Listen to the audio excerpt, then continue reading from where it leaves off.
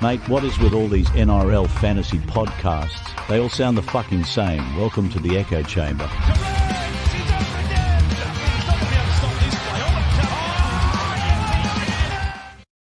Welcome back to the NRL Fantasy Echo Chamber. It's me and Rudely tonight. We're here to look at what happened in round 2 and is there anything interesting in round 3 team lists. Rudely, how you going? Pretty crappy, to be honest, man. I just saw one of my cash cows get dropped from the team. So, don't know how I'm going to fix half my shit that's wrong with my team at the moment. It's kind of a bit up in the air. Out of all of the really cheap guys who are a little bit dodgy, probably would have picked anyone else except him. But I think we might be joined by Beluga a bit later, but we'll see when he jumps on. But for now, yeah.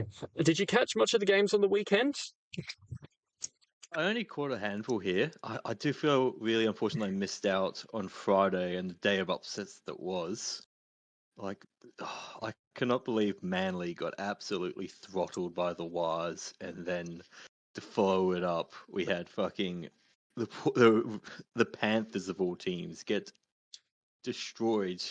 It was ultimately a close game by an understrengthened, underwhelming forward pack that the Roosters had. I had that locked in for an absolute smashing, and the Panthers they just didn't look good. I don't know whether the hunger is finally starting to wane off after they've had 4 in a row, but fair play to the Roosters for actually holding their end up and getting a win. So, yeah. We'll start with the Thursday game, though. It was just Ponga Central. That whole Knights left edge looked amazing. All of them were pretty much 65 plus, top scored. Miles was great. Lucas was great. Although he had 7-point down date right at the end of lockout. Did you cop that as well? Yeah, no, I must say I wasn't a big fan of seeing a bunch of updates come in, seeing my numbers stay the exact same, seeing my players have green pluses, and then wondering where the fuck it came from. I already noticed Lucas had taken a massive hit. Yeah, well, it ended up dropping him to 66, which is still a great score, but 73 probably would have been preferred. Ponga lit it up, 82. He still hasn't scored a try, man. I am very scared of not owning him this week against Titans, I think. It's getting worse each week, isn't it, man? Like he's everywhere at the moment. He was playing halfback in attack, which was a really interesting to see and a really unique way of playing your fullback. But man, it was just working. He was involved. He was getting attacking stats here. He just looked dangerous. I'm really concerned as someone who decided to go JC over Ponga to start the season that I just don't see JC getting even close to Ponga now, and it seems like I've made a massive fucking error. Yeah, if it wasn't for that round 4 bye that's rushing up on us, I would 100% be putting Ponga straight into my team, even though I've got Greg and Lucas already. But it is with the Hubner suspension, it just means I can't. Like I'll have 4 out next week if I end up doing that, and that's just not feasible with some of these stinkers that guys like Cole are putting up at the moment. So probably the only other thing of note is Kai Pearce-Paul pod owners got a bit shafted because he's suspended for a few weeks. Tom Gilbert had probably a floor game, 43 after his 60 plus the other week. He'll be in the middle somewhere. If you're a Gilbert owner, you're probably expecting in that sort of 50-ish range, wouldn't you? I think Gilbert's a strong hold. I think if you bought him last week, you'd be pretty fucking devastated. But again, he had a career game in round 1, making the most tackles he's ever made. I did expect better from him. I do expect he'll score better than what he scored this game. But I think that he got only 15 minutes is a little bit worrying, given his PPM isn't really going to be inciting high scores, or as high as you'd probably like with his BE. But I wouldn't stress if you've got him. I'd just hold and see how it goes for the next couple of weeks. Yep, I agree. Sharp looked really good, but how many nights can you have?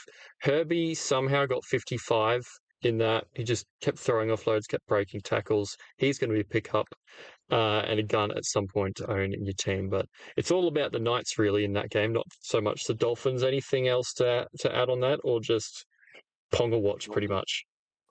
Ponga Watch is the big one, but the other one is I've seen a couple of people trying to bring in Greg Marzu this week. I don't think that's a good move personally. Like he's a winger. He's about to have a bye next week. His stats been quite inflated by really high offload counts at the moment. And I think, if Knights have a game where they don't do so well, Marzi's going to really, hit a floor that might ruin his price rises. And really, you're bringing in a guy, especially when the Knights are going to have a really rough run from round 11 onwards. Now, I know it's a fair while away, but you're using a trade to bring him in. He's going to have a buy. You're going to have to sell him at some point. Is he really going to make 100k more from where we are? I don't know if that's all too likely. I think he's just off to a really good start. What do you think? I think he'll probably make 100k from here, but you're right. You're kind of screwed over by that round 4 buy. You can't. It's very tough to buy this week, and if you buy after, he's going to be too expensive by then because it'll be like probably like 580, 570, something like that, and you just can't buy somebody who's like that. So for me, Greg, if you own him, it's great. If for some reason you don't have any Knights at all, you can jump on one of them. But I think with so close to the buy and hub to suspend, it's just a bit of a risk too far. Beluga, how you going, mate? Mate, I'm going good. I just got back. Sorry for being late. That is all good. Are you on the Greg Marshew buy train if you don't own, or are you in there? Leave him alone. Not going to make enough cash from here, especially with the buy. Well, mate, as you might have saw in AFG, I posted a stat about Greg Marzhew. Based on his offloads last year, what he did in the first 2 rounds was, I don't want to say impossible, but the possible. So I'm fading him, and I'm just hoping that he comes back to reality. I think he's already made 4 points of value, I think. So I think for new buyers, you're pretty much expecting a cut price keeper, which I don't see. Yeah, that's fair. I think he's going to do pretty well, but it's really hard to say he's going to average 50 for the whole rest of the year, as you said. Yeah. All right. Now, the Warriors, for the first 20 minutes of that game, looked like the Warriors of last week, and we were like, Metcalf is no points after 20 minutes, basically. All our sellers were justified. And then he turns it around, and the Warriors pull the pants down at the Sea Eagles, and he gets 64. Hands up who sold him to Humphreys last week, because I know I sure did. Yeah, I'm not exactly happy about that. I did as well. Was my team didn't have any sells, and it's another issue I seem to have this week, which is really getting on my nerves. There's not enough people to actually sell who have money to offload to other players. Metcalf has just torn it up, which yeah, he was probably a hold last week if you had another way to get Humphreys. But if you had to go Metcalf to Humphreys, I think you've still made the right call. It's just a tough pill to swallow. Yeah, I'd Yeah. agree with that. Yeah, Metcalf. Is there a world we can go and buy him again? Because he's very tempting if the Warriors are going to play like that and he's going to be a bit more dominant. I think personally, you can't just book in those trades and go for that, especially with the Warriors by coming up not too soon and a lot of halves coming around. But I mean, with Cole underperforming and Duffy gone, would you potentially straight swap Duffy to Metcalf if you had the cash? If you had a way of getting Metcalf back in, logically, I actually wouldn't oppose it because I know there's this idea you can't help your back in or out, but Metcalf looks much improved. The Warriors look much improved. I think their draw gets slightly better from here on out. Like he's going to make 10 points of value for the reasons we thought he was going to make 10 points of value at the beginning. Like, but it has to make sense in your team. Like if you have a Hosking who's out injured and you don't need an edge, I think downgrading him to a Metcalf would be a really good option to bank you some cash and to maybe use that on, say, upgrading a Duffy if you have to get rid of Duffy this week. I think those are the kind of circumstances where you could justify it. I absolutely do not think you should be blowing up your team to bring someone back in you've just traded out. It's only if you have that option because of an injury or a suspension, to say KPP, for example. Yeah, their draw is good for the next 2 weeks with Roosters Tigers. But then after the bye, they'd have Storm in Melbourne and then the Broncos. So It's an Yeah. interesting one. Well, even Roosters and Tigers looked a lot better after this week, especially Roosters. But yeah, it's not the ideal situation. He's like a guy you'd want to start with and then just hold rather than there's definitely a buy right now, but he's all right. He really benefited from the fact that the Warriors actually used their rotations better this week. Fish played just under 60. You had Barnett play just over 60. The rotations made a lot more sense, and you could really tell that it was working. Fish, 58 minutes for 57 points. He is now firmly in the, uh, keeper category, cut price keeper category that we thought he would be to begin the year. And no more 45 minutes like last week. Oh mate, I'm loving Fish. I'm loving it. So many people were telling me, "Oh, you fucked up after round one," but round two he scores like 57 in pure base pretty much. So I think this is going to be him, like 55 in high 50s minutes and just very consistent. I said it last week. I said I think Fish is actually a buy. If I could find a way, if I had someone go down that gave me the cash, I'd be buying Fish right now. I think his minutes are going to continue to be around that 55 to 60 minute range because round one showed Webster just how dumb a fucking move Fish low minutes was. Yeah. And he's only made 20K too. That's what, a point and a half. If you're getting somebody who's priced at 45 and he's going to average like 52, 53 type scores for you at least, that's what you want. He's a really good target, but we do have a lot of mids. He's not an urgent one. But yeah, I think he's fine. The rest of this game, most of the talk is around Turbo going down, but he's named again this week. Do you reckon with felt tightness, do you reckon that's going to be enough for him to be a late out on game day, Beluga? Um, well, I think it depends how confident they are. I mean, they're playing the Raiders. That should be an interesting game, and you'd think Turbo might be the difference in it. So they could risk him, but he also has that insane history of hamstring injury. So I wouldn't be surprised if the S&C staff say no, don't play him. It's honestly 50-50. Yeah, who's the other bloke this week that picked up a hamstring niggle? That's one of the usual. Braden Burns. Some of these players just have weaknesses in those areas. Unfortunately, some players are not all things are injury prone, but when you have soft tissue injuries repeatedly in the same area, that definitely is a tendency that you can actively watch out for. Yeah, that and head knocks are the two that reoccur the most for sure. Yeah. Turbo could get cheap pretty quick. He's got a 69 B already. Given he's going to be coming back from a tightness in the hammy, even if he does play this week, I wouldn't expect a monster score from him. I'd low key be encouraging people to disembark from Tom if they have him. I don't think he's going to go great this year. I think the first game was really worrying as well, given he got two TAs, a line break. He filled out the attacking stat sheet and still only got a 56. I mean, I to be think honest, Tom has been bad since 21. yeah, Like he just has. I'd be downgrading him to another mid-range wing fullback option, and Mm. then banking the cash. I think we can all be looking to buy him in a little bit when he, once his price falls a bit further. He's got power around 4, but if they play Tom and he does his hamstring, he could be out for that game. Even if he plays power and gets a good score, he's got Melbourne next week, then Cronulla after that. Dragons is a decent game, but then Penrith and then a bye. Like the run isn't great for him, and then he plays Origin, so He's also got Sharks again after that. I yeah. wouldn't, yeah.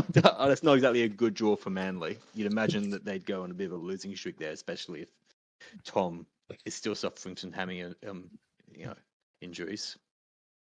Yeah. My early prediction that he'd score like 60 average and then fall off a cliff because of those tough games has kind of had a pin put in it now with that injury, but we'll see how far he falls. There's another wing fullback who'll probably fall a lot. We'll be talking about in 2 or 3 weeks. In Walshy, if they were both say high 500s, which one would you be looking to pick up first? Walsh. Walsh. Yep. I hate him, but I think he's more likely to score a try on a day-to-day basis than old mate Tommy.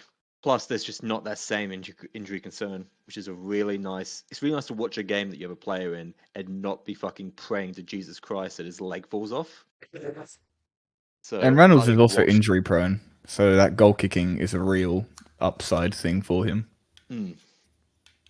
Yeah, potentially. Well, they did add Ben Hunt, and they also have Stags, so but he'll at least kick more meters then. He kicked over Stags last year. Yeah, It used to be Stags in front, but yeah. yeah, okay. Cool, good stuff. Anyway, let's move on to the upset of the year, and it's only not even round 3. How the Roosters managed to do that, I don't know, but the Panthers just did not look amazing. Cleary somehow inched his way up to a 63, so captainers weren't too upset. But the main story was Connor Watson 90. Most people have him, but I don't because I went Grant and I was smarting. He kept updating higher and higher too. You got to be laughing, mate. 92 tries, a try save, a line break. Against He the just Panthers, he just did a bit of everything. I didn't get much to catch this game. I watched the highlights, and just every time he'd run onto the ball in open space and score that try, I was just laughing. I feel for non-owners here, given there was that period where we were all, or at least a few of us, were waving on Watson. That What's those that have held the faith have really been paid dividends, and he's absolutely smashing. He's making 100K for when starting from 660K, which is just wild. What's actually fucked non-owners is Zach Docker-Clay. He got 46 minutes at hooker last week, which meant 46 minutes at lock for Watson. And at hooker, Watson, I was projecting like a 58 guy. But when he plays lock, he just explodes because he pretty much makes the same tackles, but he's getting more run meters and tackle breaks, and he just becomes an insane scorer. So I don't think you can pick him up. I think you just have to cry yourself to sleep if you didn't start with him. Craig Grant gets 80 this week to save us from the Watson. In all Pretty honesty, much. they'll probably both get 80. I mean, hookers with Watson, hookers are averaging well against Penrith this year. Yeah, yeah, Bit of a definitely. narrative. Yeah. Well, Teddy had a good game, 3 assists. Angus bounced back. Wyatt had a good one, 51 points, 58 minutes. A few troops returning, but Collins on the bench as well is interesting. Do you think they're actually going to run with a Wyatt dominant minutes rotation, or he's going to be on for 30 and then just stay off for the game when Collins comes on? I'm a white owner, and I'm really concerned about what his minutes are going to be this week. Like 58 is he's never going to get that again without some serious injuries. I'm hoping that he'll stay high 40s, which will be enough for him to get the money that we want. He's got his B down a little bit now, so I'm hoping that we can ride it to the remainder of the 100K and then move him on pretty promptly. Like his B is only down at 18. But man, I'm getting a bit nervous now with the troops returning. Once Snap Butch is back as well, I think White might be time to be sold. Yeah. Uh, he started at like 410. I don't see him going above 150K of value. Like that would be really shocking to me if he made it to 600. Like that just doesn't seem like it's possible for him, and you'll be waiting and waiting for the perfect time to just jump off because there's no way he'll suddenly kick on and become making like another 70, 80K for some reason. Once he hits 515, I think it's time to, and his B is caught back up, I think it's time to just call it a day and say it's a win. Which I'm optimistic he'll get to 515 if he has good minutes this week. Yep. All right. Sandon was good again. He somehow got 5 goals and a try against Panthers. I'll be interested to see what his score is once he doesn't end up getting a try. But for now, money in the bank, and we're loving it. I'm not, but yeah. Dylan Edwards injured himself, so we're going to get Dane Laurie at the back this week. Is Dane Laurie an option? He's probably only got about 3 or 4 weeks. The estimate on him is 2 to 4, so it really depends which one he gets. If he gets 2 weeks, God no. If he gets 4 weeks, he's a goer. I just think you have to look who he's playing this week and where that game's being played, and that's your answer. Personally, Yep. that's how I feel about it. that that makes sense to me too. I think if you're betting on Panthers to lose 2 games in a row, you're gonna go broke. Happened last year, around 24, 25, I think. But we'll see. Call, We'll see. call it 3 games in a row.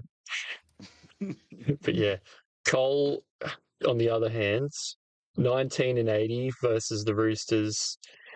He's just missing on so many tackles and not doing anything other than making those tackles, really. No kick meters. How many kick meters did Cleary make this week?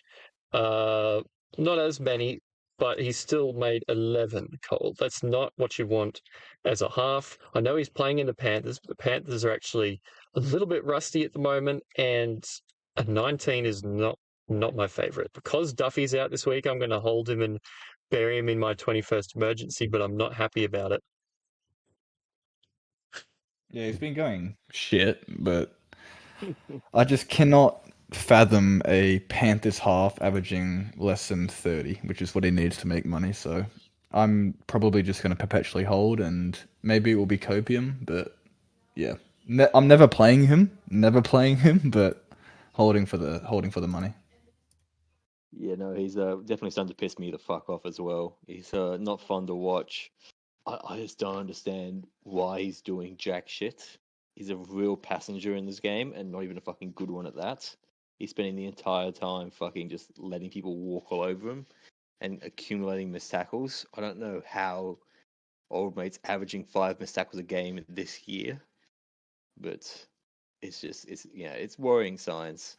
Well, look, the good news for Jack Cole owners is those missed tackles will probably go down this week because he's only playing against Skatoa and Hughes. So We could see some Moylan numbers. yeah, it's not going to be good. No, no. The Roosters centers made money. They were pretty solid. I was surprised that Nwanganita didn't actually score better because he was very good, but it just didn't quite translate to fantasy.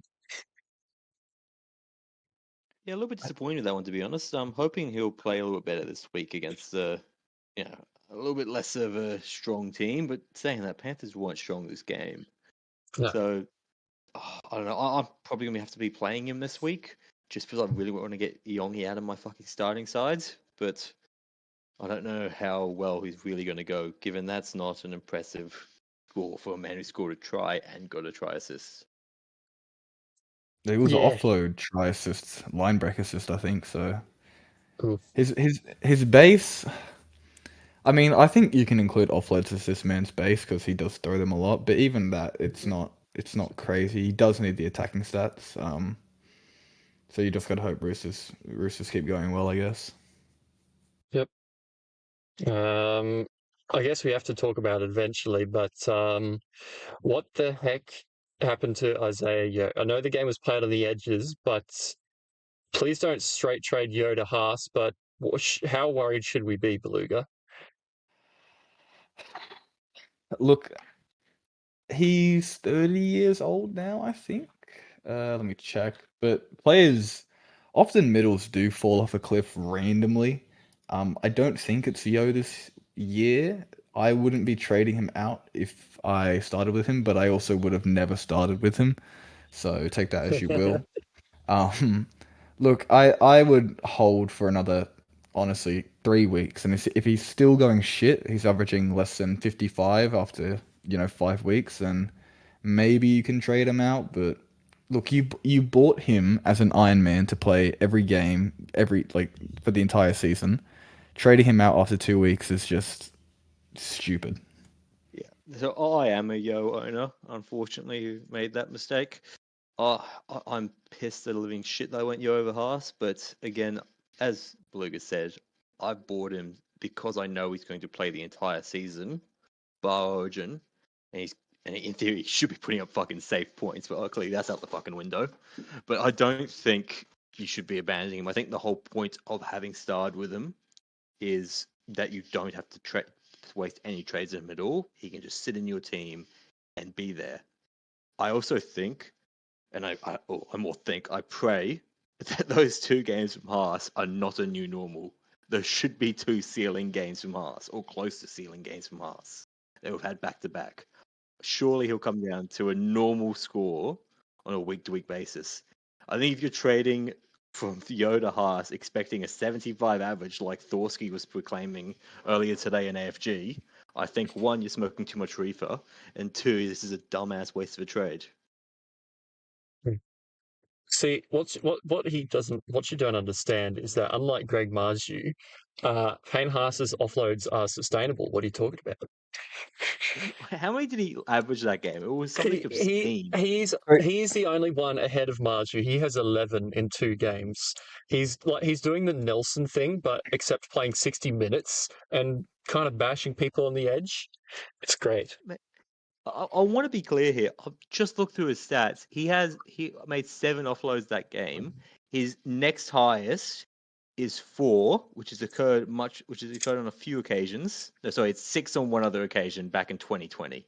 He's not going to be offloading that many times. 4 is a normal ceiling for offloads for him. A normal ceiling for offloads. He's not going to be getting like 20 something points he got on offloading on the weekend. Yeah, look, his offloads, like, they were 1.7 a game last year. Year before that, 2.1. Maybe he has developed that even more, and it goes up to like inch of a feeder numbers of like 3 a game. But that's still like 10 less points than offloads than he's doing right now. So yeah. 24 of his points were fucking from offloads. Like, yeah.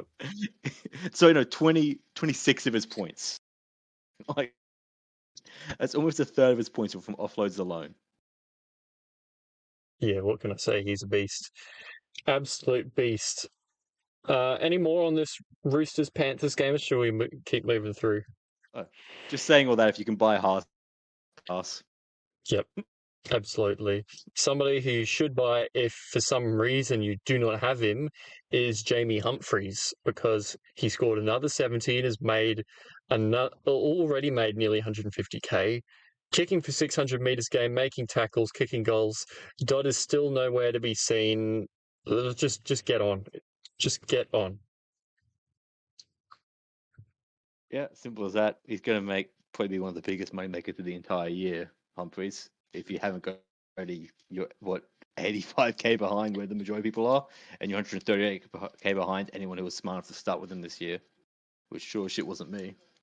Yeah. Fun fact, Cody Walker hasn't kicked a single time this season. He has 0 kick meters. Wow. Oh, no, I've completely lied. Sorry. He didn't have any last week. Didn't have any last week, boys. Didn't have any last week. Yeah, okay, there you go. But yeah. It is good to see him have that huge base because, well, 600 kick meters a game plus 25 tackles equals 45 before you do anything else. And that's really, really, really high. You'd imagine he's in for a bit of a lower score this week, given realistically, Bunnies versus 2 other arguably bottom 4 teams, and have just scraped through with wins in both of them. They're going to be coming against the Sharks this week, and one hope that the Sharks can do something like they normally would and tear this team apart. Saying that they know them, they probably won't because they love to fumble easy games. But you'd imagine Humphreys is not going to benefit from an absence of attacking stats this week. Yeah, I agree. The first 2 games are the best, but if you don't have him, you're still jumping on because he's going to make a lot of money. The rest of this Rabbitohs side, they don't have Hubner now because he cleverly got himself suspended. 2 weeks. We're just holding, right? We're burying him and waiting because he's still going to be. Are we worried at all that he won't get locked when he's back? Because that's really the only thing stopping us from holding him. I am worried, yeah. But I'm still holding him because I can. I only have 2 nights. If I had 3 nights, I'd have to ditch Hubner. But I only have 2, so I'm going to be able to hold him. But there is real concerns for what Aiken is going to do to Jai Arrow's position in this team upon his return. You've also got Talos Duncan now starting lock, who, if he has 2 really good games, then he could assert himself as the starting lock for them. I think that's less likely given that Bennett gave Duncan a chance previously, and Hubner does really seem to be kind of like Bennett's pet this year. Really, I think it's more the issue of Jai Arrow coming into to lock. But I think that's also, I think that's a fair enough concern to have. Yeah, look, if Duffy wasn't dropped, I'd actually be trading Hubner out this week to make my trades. But now that Duffy's dropped, I'm holding Hubner. Yep. I think that's a fair assessment. Anything else interesting in this update? Oh, Peter Mamzula scored 59 with 80 minutes with a try. That was great. Everybody's got him. Don't worry about him. Moali, it's probably still a sell. And that's pretty much all she wrote. Just the last thing on Duncan while talking about him, he's not a buy. If you have him, hold him. He's not a buy, given this that concern about what happens to Hubner at lock is even more pressing for what happens to Duncan at lock. Yep. Dragons have the buy this week. So none of them are actually buys for guys like Hosking or Duffy or anything like that. But do keep an eye on Toby Couchman. He got 60 minutes again, and we know his PPM. I'm actually really thinking buying him in round 4, but that is a round 4 problem. Man, I want Couchman. He looks fucking like a weapon. I'm only concerned about what happens to his minutes when Clem arrives, but I've given Couchman as their future. Surely he's going to maintain that big minute role. Yeah. Everyone in the world should want Couchman. I just personally don't see any ways to get him. If you have like a Hosking at that kind of price, and it makes sense. But honestly, at this point, I'm kind of hoping like Horsburgh gets injured, so everyone has to sell him to Toby Couchman. Yeah, good stuff. Might move across to Cows and Sharks now. Rudely, your Sharkies managed to put on a bit of a clinic, and the other pod edge managed to get 57 with a try. T. Wilton. Jay-Z cannot pick any bad players, it seems. I'm pretty sure that guy is cheating, or he's the stat man himself. He's adding stats to his own players. Honestly, It's the good only two logical conspiracy decisions I can. Jay, 100% on that one. Jay's a cheat confirmed. He's using some kind of performance enhancing drug. But no, Wilton's a good man. He was always going to come good with the good score at some point when he got a try. I don't know why he was standing on the wing to get this try, but he was there, so it worked out for all Wilton owners. Sure did. Yeah. The Cows don't look amazing at the moment, and Todd Payton is on coach sack watch. He's just throwing different things around. He's got no on the bench this week. Duffy's gone. Purdue's still somehow there. I mean, I'm not playing Purdue because I don't own him. I wouldn't be playing if I did. Is there anybody in this Cows team other than Duffy that is a real concern with the shuffling that's going on? You Oh, imagine my Purdue's super pod losing Kyle this Donald one, getting so- dropped. Mm. The fact you bought Kai O'Donnell is Right, what he's still in the speaks to both of team. you Let's fantasy go. coaches. He's not getting 80 minutes this week for sure. Oh, he got 60. To be honest, like if he can just do 30 and 60, I'm happy. Well, I'm not happy. I should have had Ryan Couchman, but you know what? We take it. No, but yeah, Purdue. If you have him, like I guess if you don't have anyone else to sell, move him to Toa. If you for whatever reason want to keep him, do not be playing him. 22 with a try and a try saver is absolutely putrid. And the fact that Duffy was dropped before Purdue is really concerning for Purdue's own job security, and also just the job security of the coach. Well, we do have to find out what's happened to Labour, because I've heard he's picked up an injury, but I don't know what kind of injury. So Maybe that's what's saving him. They have other centers yeah, at I think that. the club. Yeah. Well, Braden Burns can play centre if he absolutely has to, but he's injured as well. So I think it's just sort of keeping him there for an extra week. Oh, yeah, don't look away, Cowboys fans. I don't think you're in for another good week. This was a pretty lackluster Sharks, in my opinion. I'm not sure if anyone watched the press conference afterwards. Fitzy came out and said that that most of their team couldn't do any training because they caught influenza or COVID on the way back from Vegas. So, and you could really see by how disjointed the Sharks were in attack. They left a lot of tries out there that they just couldn't execute on. Like this really could have been 50 plus easily from the way the Sharks were playing. Yeah.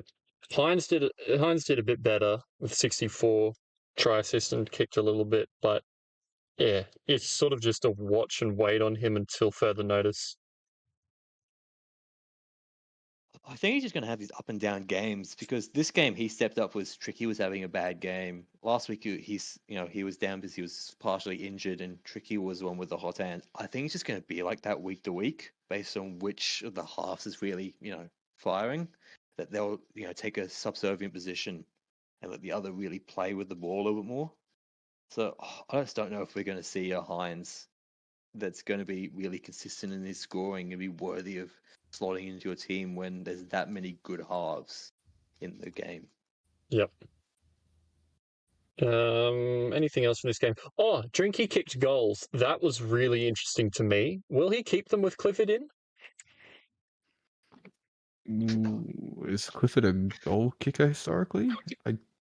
He kicks a little, but I think Drinky might keep him. Even if Clifford's a goal kicker, I don't imagine he's going to be in the team for very long. Yeah, that's fair. Maybe that's why they gave it to Drinky. It's just like they're going to play chop and change all year, so they'll just give the goals to one person. I think we'll probably get to this when we talk about the team list. I cannot believe Clifford has been named after his performance in reserve grade. He led a team in reserve grade that had a fair few, first grade quality players who have played for the Cowboys in first grade. Against a team that had pretty much no one bar Jason Tamale, and they got demolished. Clifford had, I think, half as many missed tackles as he had tackles, and he had 7 errors. The fact he's back is mind-boggling. Duffy had a bad game, but I don't think Clifford is the answer to all the problems that Todd Payton's having over there. Yeah, absolutely. Either way, you don't want Drinkwater. Like, you do not want a fullback in the Spooners. Yeah, that's simple. Yeah, he also hasn't dropped any cash or made any really big scores yet, so he's just in no man's land. Leave him until further notice. I wouldn't be touching a single Cowboys player, especially at the time after we just had Duffy dropped. Yeah. I think we're going to be seeing a lot of players just coming in and out as Payton fights for his job. Yeah. Yep. All right, we'll push on to the Raiders and the Broncos games. We'll move through these so we can get to team lists. Haas is Haas. He's too good. He's amazing. If you can, get him in. If you can't, hide behind a couch or something. Hosking injured for 4 to 6 weeks, broken hand, means that Nicholson's 82 on the weekend becomes a bit more interesting. Is Nicholson an option, Beluga? If you have balls, maybe, but I don't like the base that much. He seems a bit of a tackle plotter. And Sasongi is still on the bench, I believe, so I don't think he plays 80 either. I'm with you, Beluga. I'd be avoiding Nicholson, to be honest. At 500k, you can actually buy some decent players. Don't think Nicholson's going to be it. His stats are massively inflated by the fact he was running at Ben Hunt, who doesn't know how to tackle for the life of him. He's got 2 tries, 2 LBs, 7 tackle breaks, 2 TOs. Like, those stats are just not going to be sustainable. He's priced at 37, has to really average about 47 to make the 100k, given he's 501k. Whilst his B is low, given he only ran 55 meters this game, I just don't see him getting the numbers that he needs to pump out in tackles alone. Yep. All right. Horse is Horse. Horse is good. He's getting decent minutes. Tom Starling is also getting decent minutes, 70 this game, and he came on again with like 5 or 6 minutes to go for Smithies, I think it was. And yeah, I'm really wish I could get Starling this week because I don't have Watson. But yeah, well done to people that started with him. I think with Starling, like at the end of the day, he always averages well at hooker, but Ricky is Ricky, and sometimes he just start Starling and then says, no, I don't want to start him next week. And that was the risk that made me not buy him in round 1. And that's still a risk that makes me not want to pick him up. But if you started with him, I mean, you can't knock making 58k in 2 weeks. I think he's well and truly onto making most of his money by now. I don't think he's the buy at all.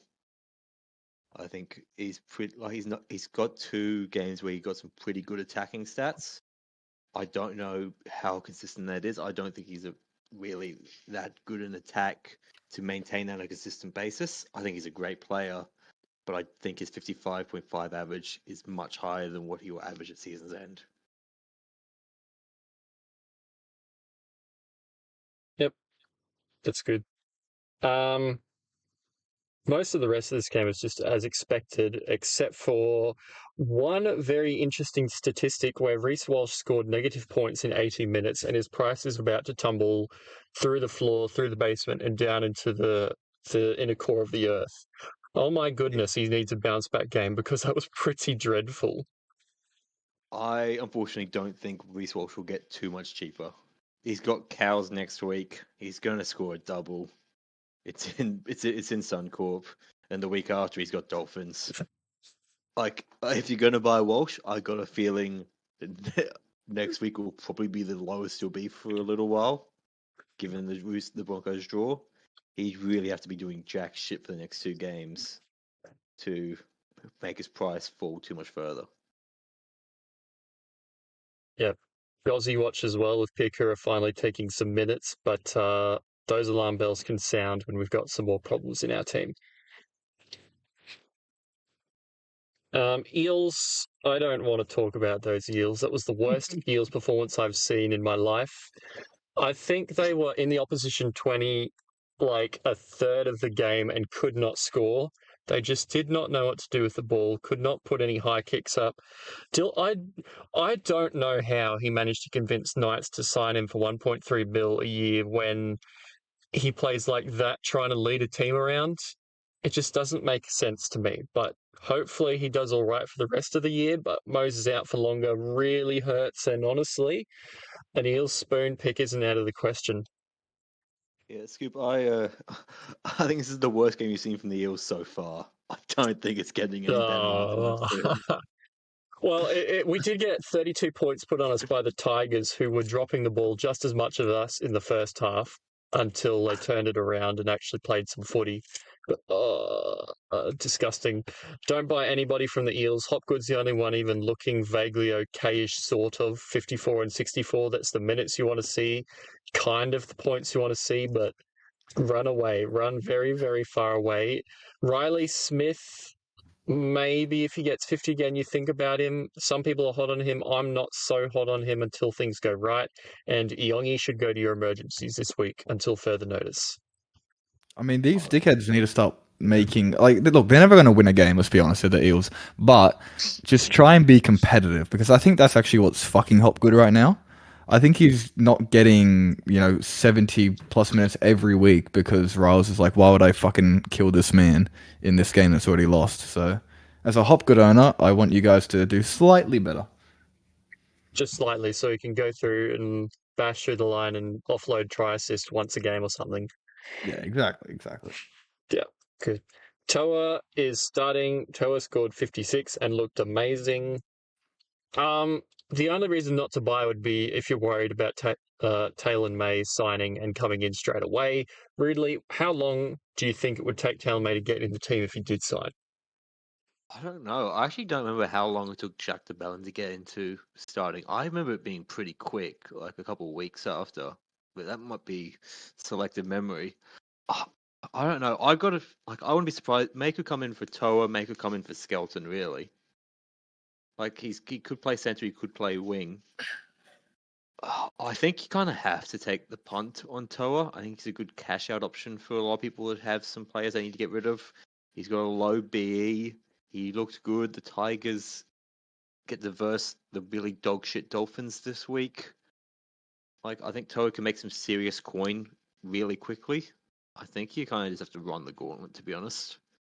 I think it's worse to be missing out on players that make 100 something K this early on in the season than to be a little bit concerned about what may or may not happen with Taylan May, who hasn't even been officially signed by the Tigers yet.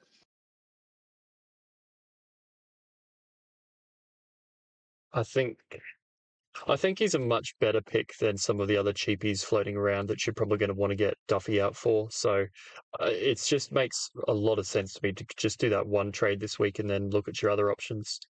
Somebody who I guess probably kicked himself out of trade considerations for one more week. Seyfarth almost had a good score before he missed a tackle or two in the last 2 minutes and didn't get 45 plus and he got 42, but yeah. Couchman was better than Seyfarth to start the year. Jay-Z wins again. Bro I'm just telling you, can't. Seyfarth is just, shaking the non-believers. Once all of them have sold off, and those that have held on to Seyfarth will be rewarded with Seyfarth's 20 points of value.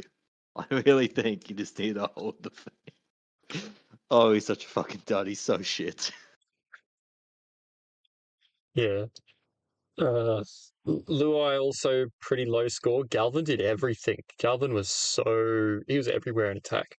And Galvin and Luai, please don't cut out Seyfarth and pass to Buller 18,000 times a game. Let Seyfarth run at the line, please. I beg. Just once or twice.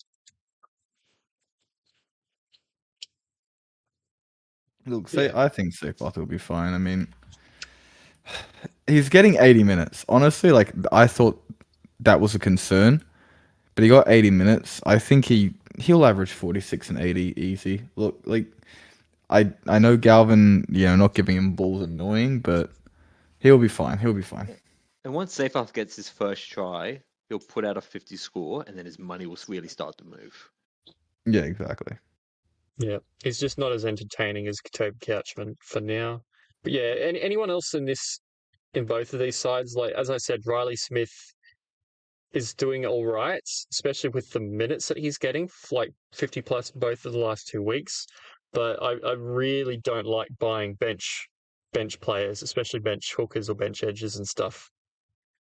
I think if you've got Bird, I think he's still a hold, personally. I think he came off early because of a concern of an injury, but that's been cleared. And it was cleared on the day. I think it was just more a precaution. He was getting 50 minutes. I think he's still got what you bought him for. He's just had a slow start. I think you can justifiably hold him. But then again, I wouldn't talk anyone out of this, downgrading him to a cheapy cashy like Toa, given there's so many cheap sentences at the moment this year.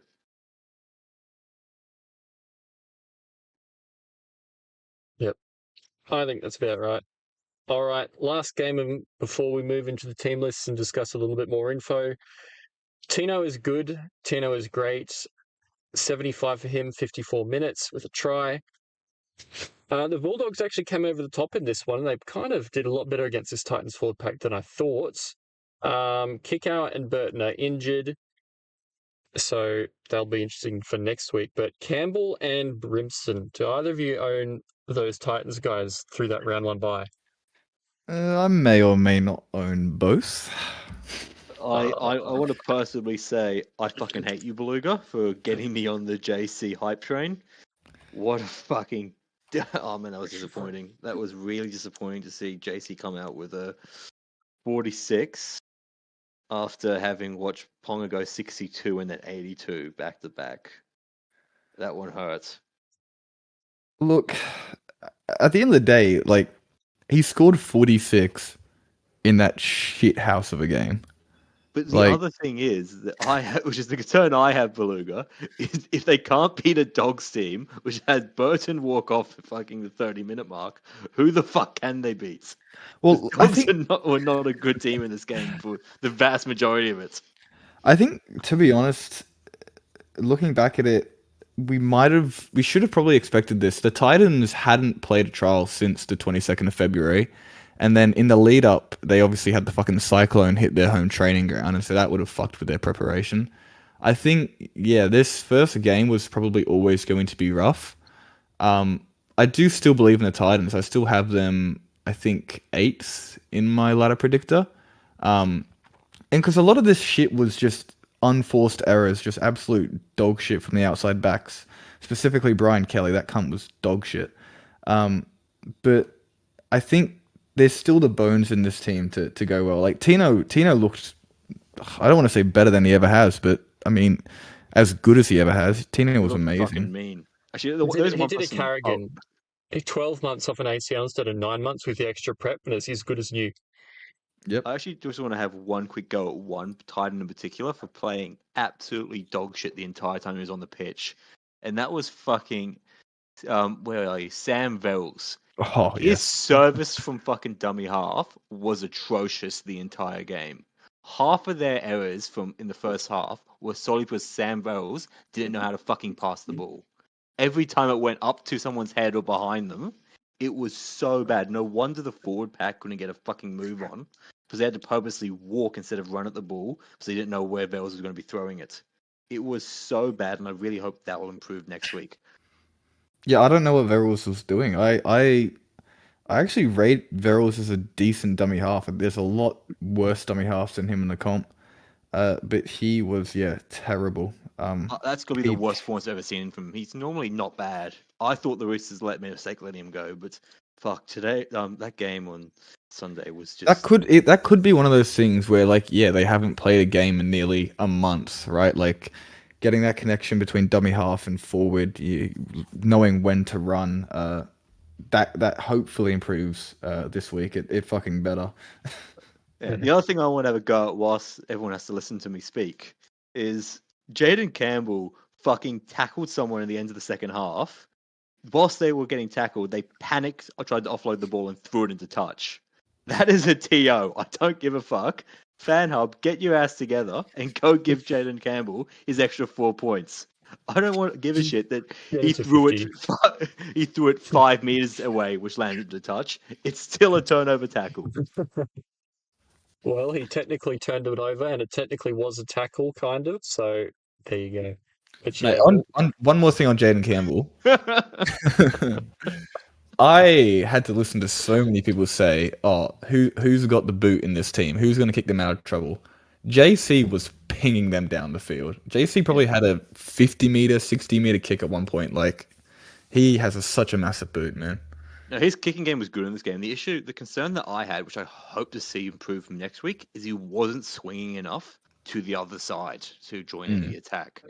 That's something that all halves do, and he just didn't do it all this game, which was really concerning. I'm really hoping to see more of that. Given that he's a fullback historically, he should be quite used to swinging from side to side. I'm hoping he'll see a bit more of that next week. I think it's hard to take anything from how they played attacking wise in this game with just how dominated they got defensively. So yeah, just let's see how they go this week, I think. Yeah, you have to hold JC if you start with him. Hold and pray. absolutely. All right. Well, we've kind of talked through most of these teams, but we'll go through any changes now. We'll start off with the grand final rematch, which I think is going to be more one-sided than it was last year. We have William Warbrick and Dylan Edwards outs, and we have Grant Anderson coming into the wing and Dane Laurie, as expected, going into the fullback role. Brad Schneider comes onto the bench, and you have Tulagi in 18 and Trent Tulau in 19. So pressure on Cole, but he's still there for now. Pappy looked insane in round one, like the Pappy of old. Is there anybody in this Storm team you would buy if you didn't have them now that their buy's finished, Beluga? Well, I am buying one. I'm buying Jack Alice. He obviously, everyone kind of knows he was talked about as this insane talent coming through. He was a back rower for Falcons and all of our reserve grade teams for 3 years or so there. This is his first preseason at center. I thought he would improve, but not enough to make him a buy going into round one. But after that game, I'm just completely on him. 250 run meters. I know he had like a 40-meter-ish run at one point, but 250 run meters in a game is just ridiculous. Playing outside Munster, I think he's going to go crazy. I was at this game for of where where Storm versus the Eels. It was a slaughter. Howarth had a phenomenal game. I just think that was one of Howarth's like career games. I don't think he's going to average as much as people are probably hoping. I think he's probably going to be pretty consistent around that 43 to 45 mark, which is probably enough if you're trying to buy a center. But my counter to that is that he's not worth buying if you're going to play him at edge. And given we have that many, really cheap centers this year in Toya, Toa, Tamale, I don't think there's much need to go buy Jack Howarth at 478k that he is this week. I think if you really just save up 70k more, you can buy Toby Couchman next week. It'll be 100k more, but and one thing with House, which is actually kind of interesting, and I'm hoping that it comes through eventually into first grade. He used to be in reserve grade an incredible offloader. His over 70-minute games in the NRL, he's only averaged 0.4. I don't know if that's a confidence thing, like him being a rookie, right? Just get through your work. If that starts coming through, and he starts scoring tries. He only has 0.2 tries in his over 70-minute games in the NRL.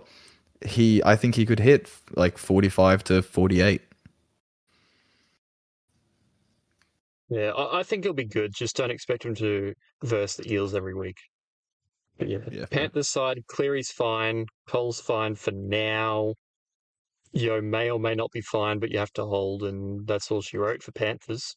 Can I say that their 1 through 7 look pretty bad without Edwards' names at 1? Like, really, Toto and Cleary are the only names that really stand out there as elite in their position. Yeah, Yeah, look, I think Alamotti's good, but even Toa last week didn't do nearly as much as he usually did. Dane Laurie cannot organize a defense to keep the Storm attack out. I think it's going to be that simple for this matchup. Yep. Storm by I think 12. I think this will be a close game, to be honest. I think the Panthers will be livid after last week. Cool. We'll move on to Friday game now. Warriors v Roosters. How good was the Warriors? I actually don't really know who to pick in this game because they are both really unexpected, strong effort wins. But yeah, Metcalf was great. Metcalf is still there, pretty much unchanged for the Roosters. The Warriors, I think. Roosters, they have Lenu coming back in, and Collins is on the bench, as we said. White's big watch on his minutes. Sewell, Wong, Edge, and Radley's lock, though. Do you reckon they're actually going to play like that? Zero chance. Robbo's talked about Radley being moved to edge like a lot, and like he's been like, yeah, we think that's the right decision. That's just team list shenanigans. Yep. I must say, I wish I started this year with the Wong. He has made good money, and I think his B is still really low. He's going to ride his money to 100k very easily. Yeah. Good stuff. But yeah, it's really just a matter of you have the cheapy Rooster centres and you're kind of happy about it until you're not. Sandon you're happy about until you're not. Watson's good. Probably don't chase him. Because there's not this year there's not many people that you can use to chase him. Like Hosking, it's still like 250k to get from Hosking to Watson at this point. Oh no, it's bad. I'm actually low key hoping one of my players gets injured so I can actually make a fucking trade to someone I actually want instead of just swapping cheapy for cheapy. Yeah. Yeah. Any other thoughts on this? Like most of the players had a bounce back game or did really well, and you just got them until further notice. That's pretty much it. If you don't have Robert Toyer yet, you're an idiot and delete the app and give up. Yeah, he's made a lot of money, but jump on anyway. Talk to your mates who aren't super into fantasy. Say to them to get the Toyas of the world into their teams. And the Terrell Mayers have seen some teams going, "Oh, I need these guys," but yeah, Anyway, Broncos v Cows. I think this is going to be a big bounce back from the Broncos. As you said, Rudely, Walsh could go big again. Is Payne Haas, when he moves out a little bit, will he be on O'Donnell or Bateman's side? Bateman. Could see another 39 then. Oh, I think Yeah, the other if- concern for Bateman is Nanai on the bench. Mm. If you own Bateman, I'd be selling him to Toby Couchman next week. Yeah. Well, you got to watch this week, but odds are it could be a little bit dodgy this week. Yeah. I must say, I feel bad for this entire Cowboys forward pack. They're going to get absolutely brutalized. Yeah, I mean, they get Lolo back, but Lolo's old and got dead knees. Clifford's in for Duffy. Purdue's still in. Where does it come from? Where does this win come from? In my head, it's just going to be a nice, not a training run for the Broncos, but a pretty big win. I can tell you where this win doesn't come from, and it sure as shit isn't Jake Clifford. Agreed. Odds on Peyton being first coach out. Surely it's got to be like It's not even close now. I think it's Like, paying who else has $1.10 that bet. where is the market for this? I've been trying to find it. Yeah. There's no other coach that's even close to the Yeah. pressure he's under now. Like what? There's concerns about Webster. Webster put off an upset against a good, a goodly touted Manly team. Like, most of the people sitting at the bottom aren't under pressure. Benji Marshall's team got a win. Like it's just Peyton and then a gap between him and anywhere else. Yeah, it's just not going to happen. Anyway, lads, my battery's nearly gone flat, so I'm going to have to speed this up a bit. Rabbits and Sharks. Hubner's out for 2 weeks. We talked about whether you sell or not. Some of the Rabbits guys are going to come in. Ravalawa No, signed with the Bunnies as well, but he's on the reserves.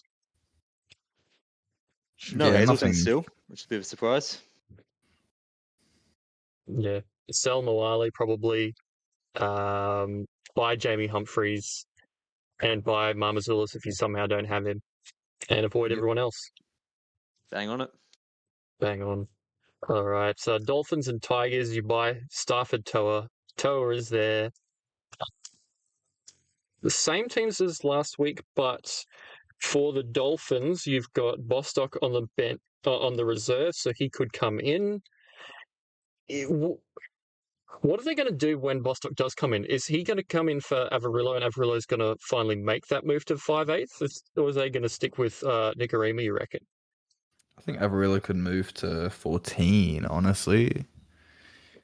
But Bostock to me is a winger. Like he's a very tall, lanky lad. He's a winger. Yeah, don't I'd know have why him they've over done to centre. Tupou. Yep. All right. Any other comments on this game, or it's just hold the players that you've got? Just on this, while we've got the Tigers lads up, Terrell May is probably going to be my captain for this week. Which one are you guys leaning at the moment? I'm Haas or May for me, to be honest, because Cleary in a slightly dead Panthers versus the Storm, that is not a great ceiling game. May or Watson for me, but I'm thinking May. I feel like forwards can go well against the Wars. I don't know why I feel that way, but I think I just go May. Yep. We're Good stuff. concerned that Watson's 65-minute game is coming sooner rather than later. Yeah, but if you own him, that's fine. He's going to do his job anyway. Titans, we thrashed about and complained about Brimson and Campbell, but they could be doing a bit better this week. Night's watch. I'm going to be behind the couch on Kalen Ponga because this is he could ton up in this game, but he's got to buy and I can't buy him. He's got to buy next week. Can't do it. I don't just have the money for Ponga. I wish I did. I think Titans could. Shut up. I think it could know what be. you're gonna I think say. it could be an interesting upset. I think it could be. I do think. I'm a Titans lover myself, and I don't see this in a million Boys, years. I said it last week. It didn't work out, but I'm looking at this We'll forward do pack. this week. Brody Jones. Brody Jones is going to tackle Tino, is he? Not happening, lads. No. Titans 13 plus. Titans 13 plus. Make it happen again. We'll keep saying that for the rest of the year. Oh man, it's just one thing on the Titans before we move on. Why the Yep. fuck did David Fafita play 30 minutes I last week? don't know, man. Why? Why is he on the bench? Playing for 60 at least if you're going to, but 30? What are you doing? Boys, Des Hasler plays fantasy. He's making him cheap. Chill out. Oh, okay. Yeah.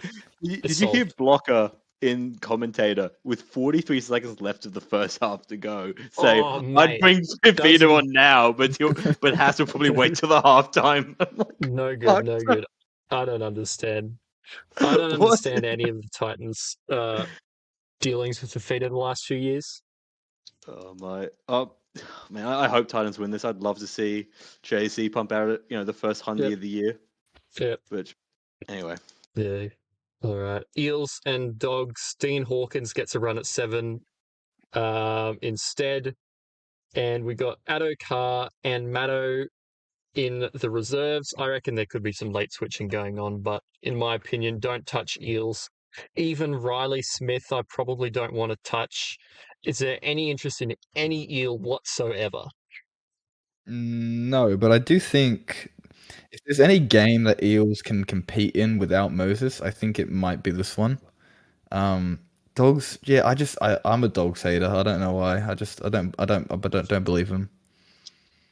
Don't know. I'm with you. I think that Eels actually have a reasonable shot here if they make some fucking changes from their reserves to their team. Madison needs to get the fuck out of reserves and go into that starting lineup. Yeah, that's like our Fafita. It's like, why aren't we playing him? Why aren't we starting on the edge? Why aren't we doing something? But anyway, yeah, no kick out and no Burton for the Dogs will hurt. It's just how much. Also, if you, for whatever reason, have a shit ton of money, Preston's now a buy because Cecilia Tupanu will not be playing 80. Preston will be. Yep, kick out. That'll work. And then the final game, Seagulls versus Raiders. This will be a good game, I think. If Turbo and Cherry do play, this will be a great game. Raiders beat the Broncos. They look pretty solid. Broncos looked a bit weird. Yeah, Matty Nicholson, possibly a trap, possibly a buy. Starling probably going to be scoring good, but what do you think Ricky Stewart is going to do? And yeah, just horses for courses forever. Yeah, this will be a cracking match. I think this will be really close. Eagles having Brookvale back to give them a bit of luck. They have a really good win record there. Raiders still don't have Tarpany back, which I think you imagine it's going to be a bit hard to do it 2 weeks in a row without him, despite how good their forward pack is. It's just, I think that bench on both sides is probably going to be what lets him down. Yeah. I've got Manly at Brookie for sure. I think I'm tipping Raiders, to be honest. I've been really high on Raiders all preseason, and I think they haven't disappointed me yet. I'm going Raiders only because I'm not sure on Turbo and DC being at 100%. If they were, I'd probably go Raiders at Brookie, but for me, that's how it's going to pan out. If Turbo's ruled out in the 1 hour team list, I'm switching to Raiders, but if he's playing, Seagulls. I think any team that's Luke Brooks in is going to lose more games than they win. Yeah. Well, he might be needed if DC does actually properly hurt himself. But yeah, for now, they've got a full team. Garrick, it'll be interesting to see how he goes this week, especially if there are late outs and late changes. But yeah, Garrick's not a sell, not probably a buy anymore because he's just going to do what he's going to do, make a little bit of money. You probably don't buy somebody who's a fringe keeper with 5 points of value that isn't going to be like a definite gun and a definite everything. It's just you start with them or you don't. I don't think Garrick was the right choice to start with either, to be honest. But oh, he's got Eels round 4, boys. Don't worry. Yep. Is that what we're ranking our buys off? When do they play Eels? When do they play the Eels? Yeah, when do they play the Eels and the Cows? And it's not a bad strategy, to be honest. Any other strategies for this week before we sign off, Rudely? My strategy is go out, put a mortgage on your house, and put a few $1,000s on JC to score a double. Yep. Agreed. Not financial advice. Yep. I just say don't captain Cleary. That's my strategy. Don't Captain Cleary, good I stuff. think that's a terrible strategy. What the fuck? Yeah, well, the round 3 curse is coming for us like Hopgood the other year, but I'm going to do it anyway. I think with May or Haas, I might go Haas. But yeah, any other comments on this week? My battery is about to go kaput. Beluga, don't be a bitch. Captain JC. You know, I would, but the refs seem to hate the Titans. They keep the little man down, unfortunately. That's just how the NRL is. You just said Yep. Titans will pull off an offset. Back yourself. Yeah, Alright. an upset in the face of adversity. Yep. Good stuff. Well, you have a good weekend, lads. Enjoy the footy, and I will hope for an Eels win, but I won't expect it. Catch up. Have a good one. Seems good.